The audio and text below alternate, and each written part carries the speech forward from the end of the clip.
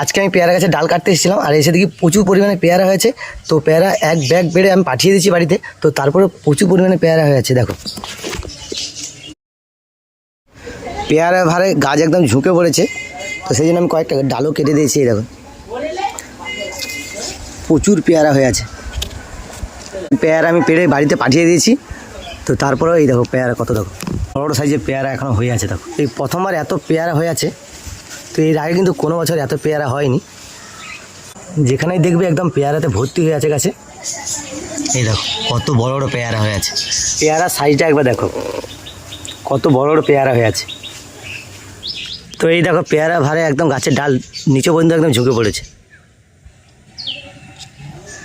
গাছের সব থেকে বড় পেয়ারা প্রায় 500 গ্রামের মতন হবে। তোমাদেরকে বললে হয়তো বিশ্বাস করবে না, আমাদের গাছে এবছর 2 রকমের পেয়ারা হয়ে আছে। দুটো পেয়ারার মধ্যে তফাৎটা একবার দেখো, মানে একটা গাছে 2টো পেয়ারা হয়েছিল আর দুটোই পাকা।